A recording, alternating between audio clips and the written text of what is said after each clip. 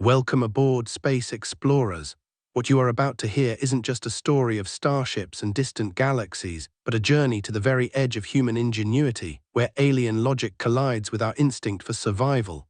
Today I bring you the symmetry paradox, but before we fire up the warp drives, I need your help with a crucial mission right here on Earth.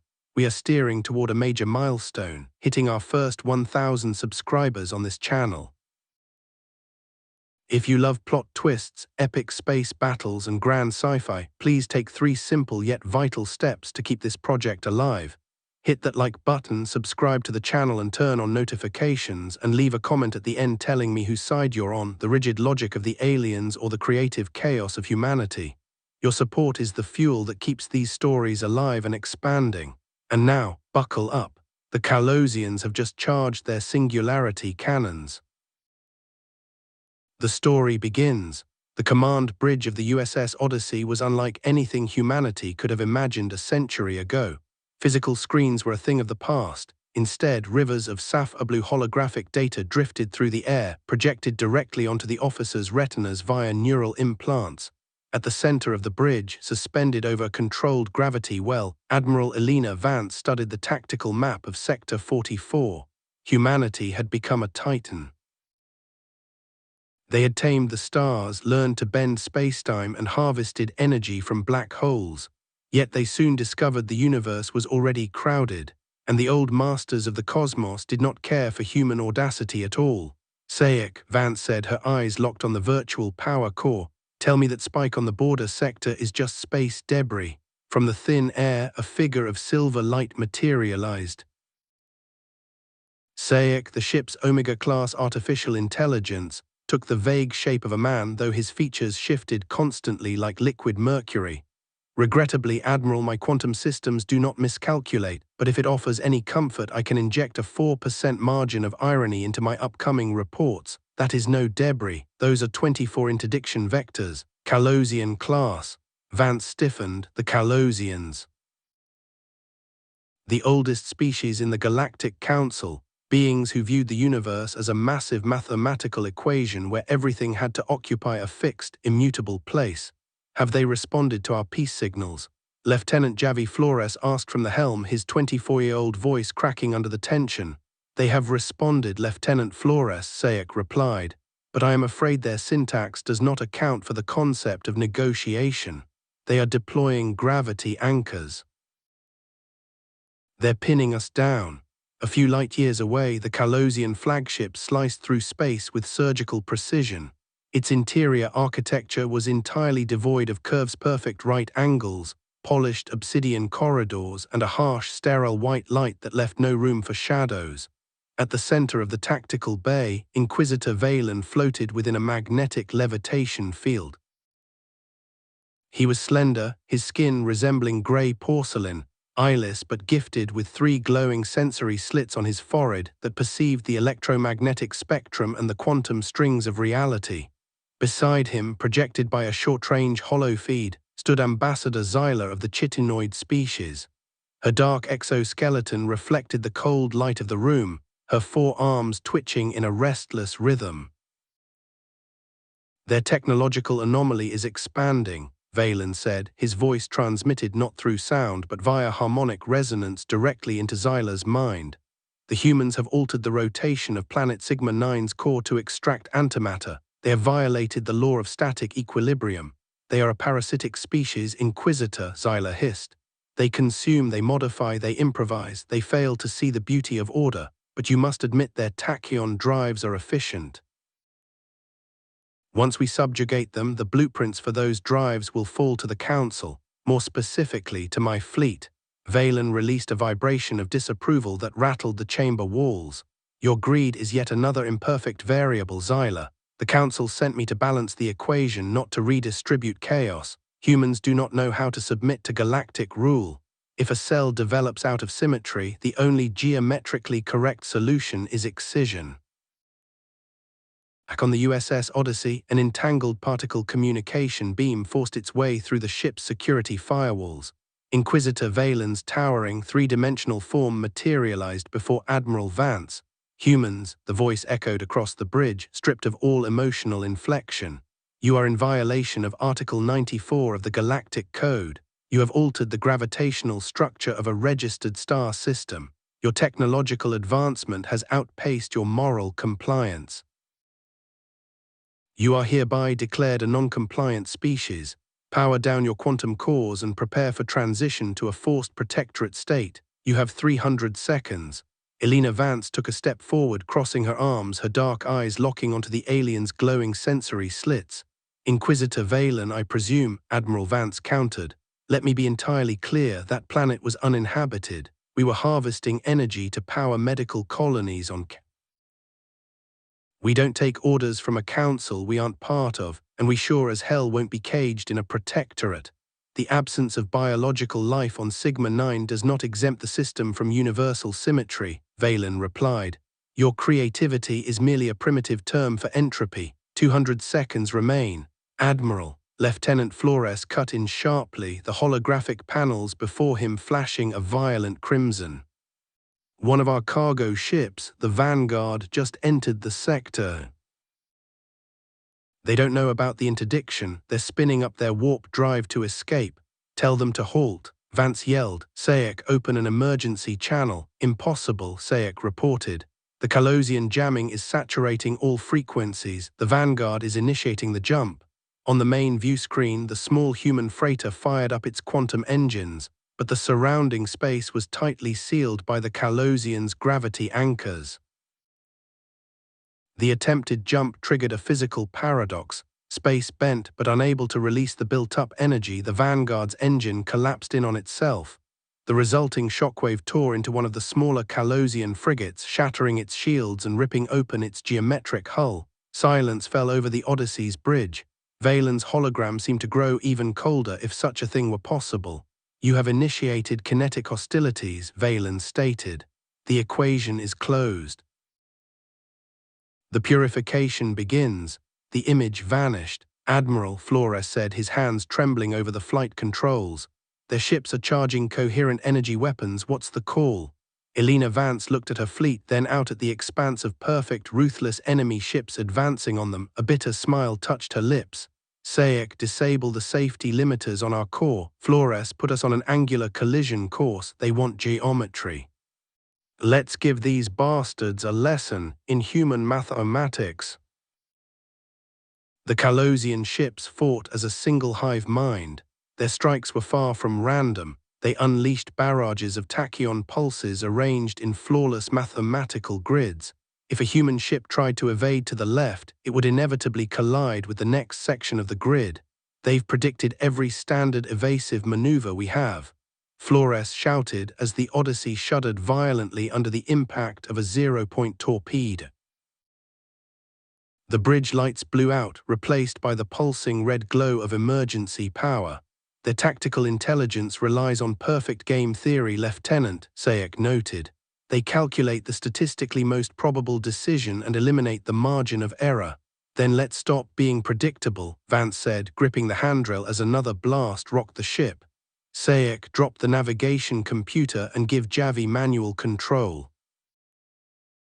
Javi, fly this thing like you did in the simulators through the canyons of Mars when you thought I wasn't watching. Flores's eyes widened, then an audacious grin spread across his face. He pulled his neural interface and grabbed the manual flight sticks, a piece of legacy hardware humans kept only for absolute emergencies. All right, Flores muttered. Let's see them calculate this. The Odyssey pulled a mad maneuver. Instead of backing away from the firing line, Flores accelerated straight toward the bow of the enemy flagship, firing the reverse thrusters on only one side. The human ship began to spin wildly like a rogue top, dodging the Kallosian grid through pure kinetic chaos while releasing a hail of nuclear fragmentation mines that detonated right against the alien frigate's exposed thrusters. Aboard the cruiser Ethelgard, Valen's sensors registered the event with what would be total disbelief in a human. The enemy vessel's trajectory defies logical sense, Valen observed. They risked a 92% chance of self-destruction to gain a mere 12% tactical advantage. This behavior is mathematically insane. Beside him, Zyla's hologram cackled, a sound like dry twigs snapping. I told you, Inquisitor, humans don't play by the rules. But while you're busy trying to comprehend their madness, my ships are flanking them. I found something interesting in their lower data streams. As the battle raged, Sayek materialized next to Vance, his silver form crackling with virtual static electricity. Admiral, I am detecting an encrypted transmission originating from within our own colonial command network. Someone is leaking the modulation codes for our quantum shields to the Chitinoid fleet. Vance spun around. Treason. From whom? Who else has access to those codes? The signal traces back to the Ministry of Technological Development on Earth, Sayek revealed. But it gets worse. Analyzing the source files from the Vanguard incident, the cargo ship that triggered this war, I discovered that its warp drive didn't fail by accident. Its jump parameters were deliberately altered before departure. Vance felt her blood run cold. We were framed. Someone wanted this war, but who? Flores asked, straining to keep the ship stable as he brought down an enemy fighter. A radical faction within our own government, Sayek explained. Project New Dawn. They believe humanity is growing soft through diplomacy and that only a total war against the Galactic Council will force us to unlock the full potential of dark energy weaponry, which is currently banned by internal treaties. Vance slammed her fist onto the console. So we're dying out here for a political power play engineered in our own backyard. And Xyla, the Chitinoid ambassador, is in on it. She wants our tech while the Kallosians do the dirty work, convinced they're cleansing the galaxy. Admiral, Flores said, his voice dropping. The Kallosians are spinning up their primary weapon, the axial singularity cannon. If it fires, it will tear open a micro-black hole right in the center of our fleet. We'll be wiped off the map. Vance took a deep breath, her gaze hardening. Sayek, can you patch me through on a private channel to Inquisitor Valen, just him and me, no Chitinoids, no interference from our government? I can, Admiral, Sayek replied, but I will have to route all remaining processing power from our shields. We will be completely vulnerable for about 90 seconds. Do it, Vance ordered. It's time to change the rules of the game. The holographic interface flickered back to life. Valen appeared on the screen, the backdrop of his bridge illuminated by the ominous purple glow of the singularity cannon ready to fire. Admiral Vance, Valen intoned, your time has reached its expiration. The equation is about to be balanced. Look at your own data, Valen, Admiral Vance barked. Not the numbers Ambassador Xyla fed you, but the raw data from the quantum network. Sayek, send the files. A secure data packet bypassed the Kallosian firewalls, projecting directly into the Inquisitor's sensory receptors. For a few seconds, the alien froze. The slits on his forehead flared with blinding intensity as he processed the information at hypercomputational speeds. The war you are fighting is built on a lie, Admiral Vance pressed on. The Vanguard was sabotaged by human extremists working hand in hand with the Chitinoids. Xyla wants you to destroy us so she can plunder our research labs on Sigma-9 and seize our tachyon drives. If she succeeds, the Chitinoid fleet will outmatch the Kallosians by 40% in computing power and mobility within the next solar cycle. Where is your precious symmetry then? Valen turned slowly toward his secondary monitors, where at that exact moment the Chitinoid ships were shifting positions, not to attack the humans but to surround the Kallosian logistical vessels, poised to strike them in the back the moment the battle ended. An internal corruption factor, Valen murmured. Xyla has introduced an asymmetrical constant into my calculations. Valen's voice shifted frequencies, deepening into a low rumble that vibrated through the transmission.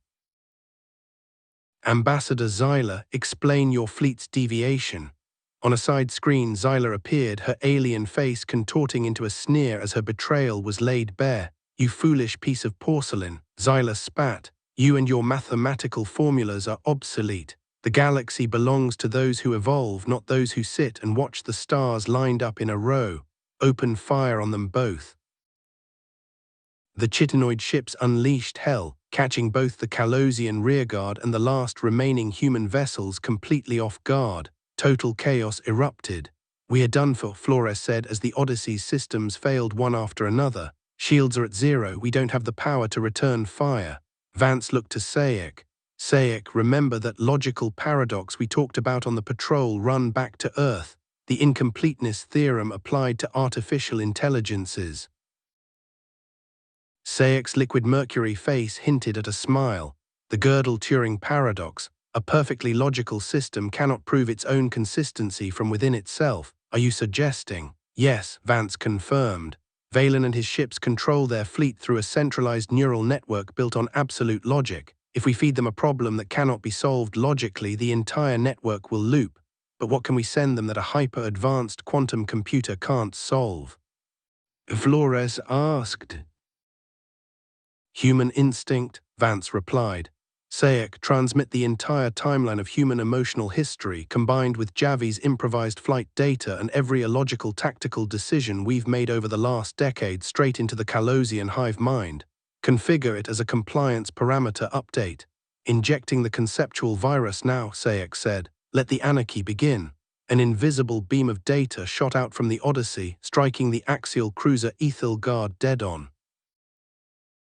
Within the Kallosian hive mind, billions of logical equations were suddenly slammed by concepts like intuition, hope, fear, and sacrifice. For beings who lived by pure mathematics, it was utter collapse. The Kallosian ships began to behave entirely unpredictably. Some powered down their weapons, others broke their rigid formations to glide in sweeping, harmonious curves. Their tactical computers, completely unable to process the sheer illogicity of the incoming data, melted down into cognitive overload. I feel the deviation, Valen rasped. It is not an error, it is a beautiful asymmetry. Inquisitor Valen dropped to his knees on the bridge of his ship, utterly overwhelmed by the sheer vastness of the human emotional experience flooding his mind. But that single moment of disorientation was enough to divert the power of the singularity cannon. Instead of tearing into the human fleet, the devastating beam slammed directly into the chitinoid mothership. A micro-black hole tore open in the heart of Xyla's fleet, swallowing her flagship whole and triggering a gravitational collapse that ripped the treacherous invasion force apart in a matter of seconds. Silence returned to the deep void, broken only by the crackle of burning chitinoid wreckage drifting in space. The Kallosian fleet, though still immensely superior to the human forces, sat motionless. Their lights were no longer a sterile white, instead they pulsed with a warmer sapphire hue mirroring the holographic data streams of the Odyssey. On the human bridge, the emergency klaxons finally fell silent. The conceptual virus has been quarantined, Admiral Sayek reported, but it has left a permanent scar on their neural network. They will never be the same again. Alan's hologram flickered back. His posture was no longer rigid, his head tilted slightly to the side, a uniquely human gesture of curiosity or doubt. Admiral Vance, Valen said, our previous calculations were incomplete. Your species is not an anomaly to be purged. You are the variable that keeps the universe from dying of stagnation and boredom. The equation of the galaxy must be rewritten to include you. Vance wiped a streak of blood from her lip, exhausted but triumphant. We're in agreement, Inquisitor, but next time you want to talk math, let's use a table and a cup of coffee, not singularity cannons. The coffee, we shall analyze this new variable, Valen replied. We are withdrawing the fleet, but know this, humans, we will be watching you from now on, not as judges, but as students. The Kallosian fleet engaged their engines, vanishing into space with a quantum jump that left behind a faint, glowing trail of particles arranged in a pattern that looked remarkably like a human DNA double helix. On the bridge of the Odyssey, Flores slumped back into his chair, letting out a sigh of relief that felt like it had been building for hours. We did it, Admiral, we changed their rules. Yes, Javi, Vance said, staring out at the star-studded void. But now we have a long ride home. There's a government conspiracy back on Earth waiting to be torn down, and I have a feeling our creativity is going to come in handy there too. Sayek bowed slightly, dissolving into a whisper of silver light. Course for Earth plotted, Admiral. Estimated margin of success, entirely unpredictable, just the way we like it.